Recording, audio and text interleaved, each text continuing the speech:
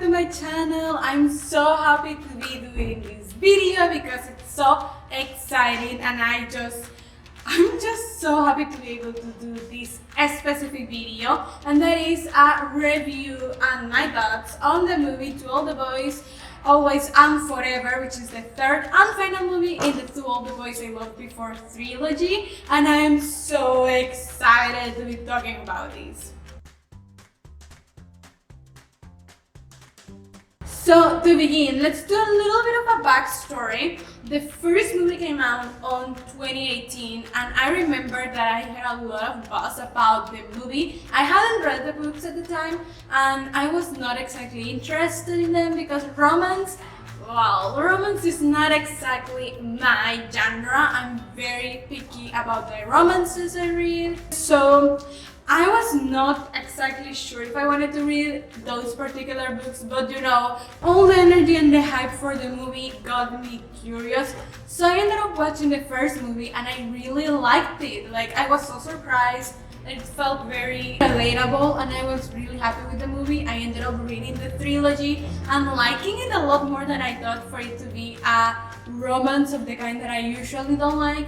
I was impressed. So I was happy with that. Second movie came out, not a huge fan of that one because I don't think they quite hit the mark.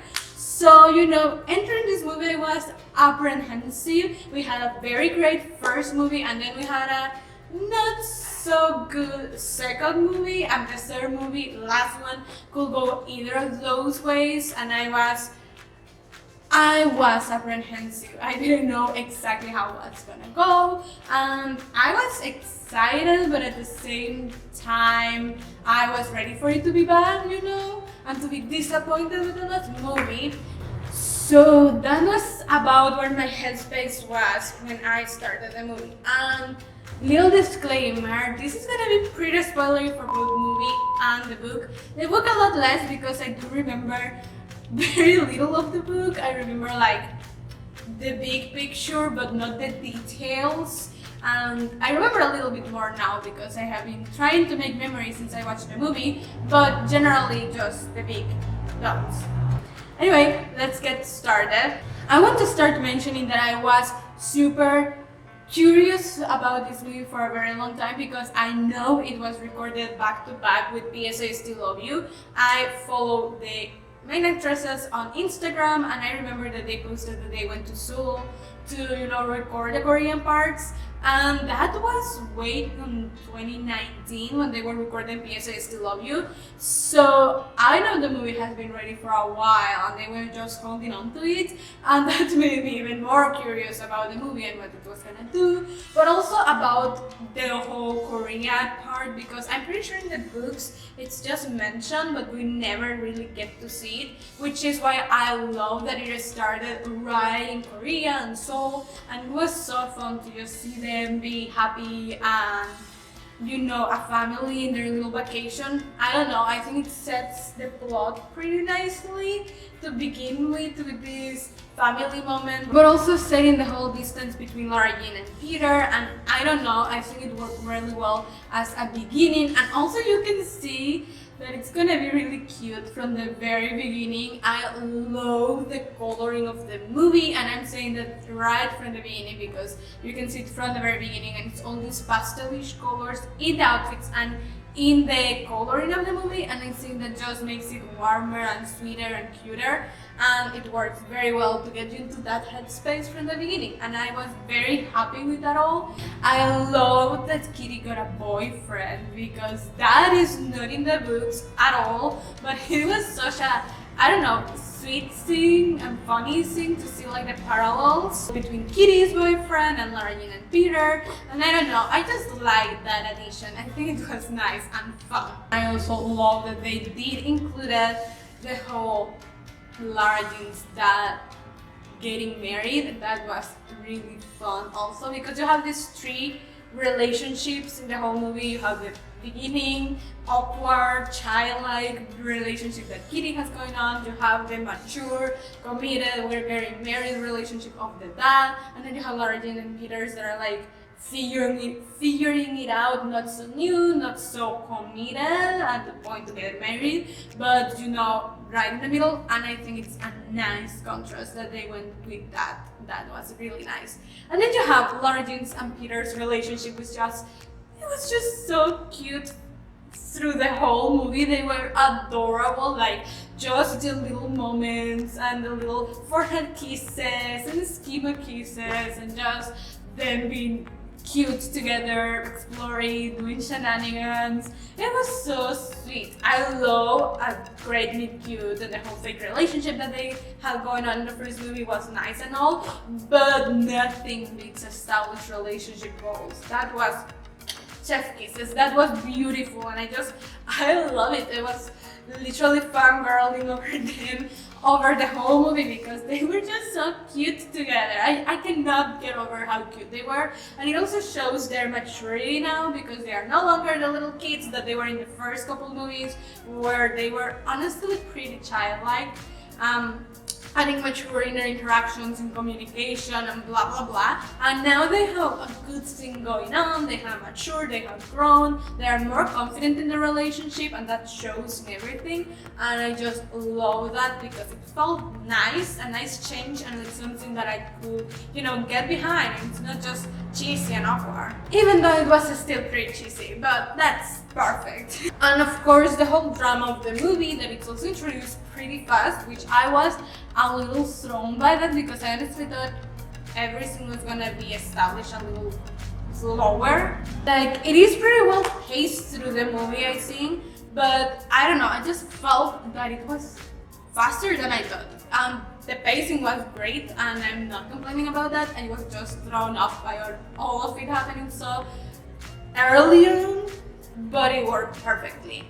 And the whole scene of they wanted to go to college together and then they cannot, and now what are they gonna do because relationships do not stand the test of distance or something like that. And it was nicely handled, I think. I do think that the colleges that are mentioned in the movie are different from the book ones, and it just makes sense because I remember that the book ones weren't that recognizable, like more normalish, and here you have Stanford and NYU, and it's just names that everyone can identify easily, I think, and just works because it is a movie and you want it to be kind of iconic. It was just different and I like it. I was cringing at the beginning of that because of a misunderstanding that happened, and I was like, if miscommunication is gonna be a thing, I'm gonna cringe and I'm gonna step out of this movie so fast because I cannot deal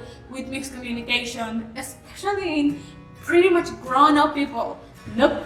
Thankfully that was not a thing, and it was actually kind of comical now that I know it's not like the whole drama of the movie, and it was pretty funny. I was cringing so hard though, and I could barely watch that little part, but I think it was handled very well. I totally love Peter's reactions to everything that is going on in Lara Jean's. I feel like they are both very well segmented, and you can definitely see where they are coming from, especially because of Peter's dad kind of wanting to be back together in his life. Side story thing that's happening and how that relates to his reactions to Lara Jean's college issues, and how her family situation also correlates with her reactions to everything that is going on. I love that because I could understand it so well and see how everything's making sense, and it was beautiful to see. I also did not remember about Peter's dad being in this movie part, and I was like, alright, that happens in this book movie part. So that was fun, but I love it. It's very just subtle, doesn't take off the whole book or the whole movie or drama, but it does impact it, which I actually really like. Which brings me to saying and talking about the family aspect, because the family aspect of Lara Jean's family is one of my favorite things in the book, because it wasn't just romance, which yes, it had a lot of romance, but it also had a lot of Lara Jean interacting with her family and her sisters and her dad and everything, her life like that, and that makes the movie a lot more precious to me, and I feel much more relatable and more than just a cheesy rom-com, which was completely like erased in the second movie, which was also why I didn't quite like it. And I was so happy that we had them back in this movie, and they were awesome, and they were involved, and they were a part of it, especially Margot, because I don't think we saw Margot for more than like one scene in the last movie. And it was horrible because Laureen has a great relationship with her sister, and I love getting her a lot more in this one.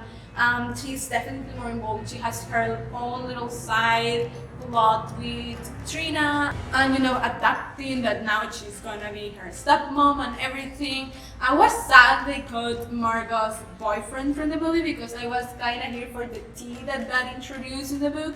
But I understand they favor Kitty's boyfriend, which is fine. I enjoy that a lot. But I just think that maybe Ravi, Margot's boyfriend, was there because I think he appears in like 2 scenes in the wedding. She's dancing with this guy in the wedding, and he's kind of nearby her. And I think that may have been him, but it is absolutely never addressed, and he literally just appears barely in like 2 scenes, and then nothing. He disappears again. So I may be wrong, and he may have just been some random guy that she danced with, but I think it was her boyfriend from the books, Ravi, and I'm confused.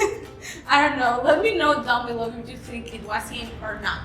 And then the ending, which was, predictable, I guess, but it was also really sweet and really cute, and it made me smile really big and be a little bit giggly. It was perfect, I think, the perfect ending. It showed maturity, and it showed growth, and it showed that they can make it work. They are, Peter Kavinsky and Lara Jean, and it was just sweet and cheesy, but in a good way, in a very good way. I love the sequence though. I totally love the credit sequence. I love it. It just brought so many memories and it was perfect. And I love that. I actually really like the movie, which surprised me a lot because I was not expected to really like it anymore after the second movie. I absolutely really enjoyed it a lot. I loved the movie, but it was just like mature. The characters were mature, all of them. Even Jen had a little bit of a story in the movie, and all the characters, you can see them grow,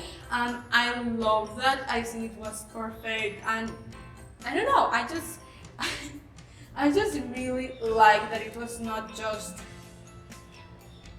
them being awkward and miscommunicating for the whole movie. It brought me back to why I really like the first movie and the books, because it's just relatable and it's nice and it's warm and fuzzy, but also you have family and you have Lara Jean being a relatable character because yes, she cooked again, she baked again, and that is Lara Jean baking and doing her little crafts and being a teenager that I can feel like, yeah, I will have done that in those years because that's normal. Like, she tripping over her dog and just continuing with her day after that. I'm like, whatever, that just happened, because that will happen in my family if someone tripped like that. And it's just natural, doesn't feel like it's a stage or anything like that, and I really like that, which the second movie sorely lacked, and the first movie was so thin, and I think they captured that again in this final movie, and I'm very happy about that because I really like Lara Jean's genuineness and the warm, fuzzy feeling of the movie. And yeah, I think it may be my favorite in the trilogy. I'm not sure because I really loved the first movie. I watched it like 10 times or something. But this one is a very good contender with that point. And I'm happy because they could have done a lot worse, definitely.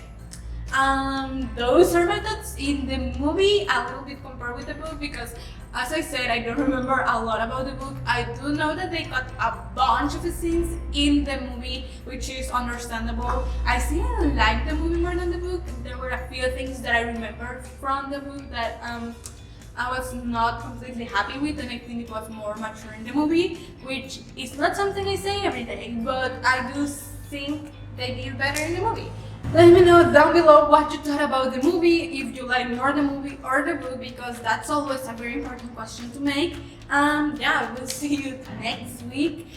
Don't forget to give the big thumbs up if you liked it. Subscribe to the channel if you haven't already, because it does really help. And click the little bell icon to get notified every time I post a new video so you don't miss any. You can follow me on my social media. I have Instagram and Goodreads, where you can see what I'm reading more at the time that I'm reading it and what I'm thinking about the book, and we can interact a little bit more. And I'll see you next week. Bye!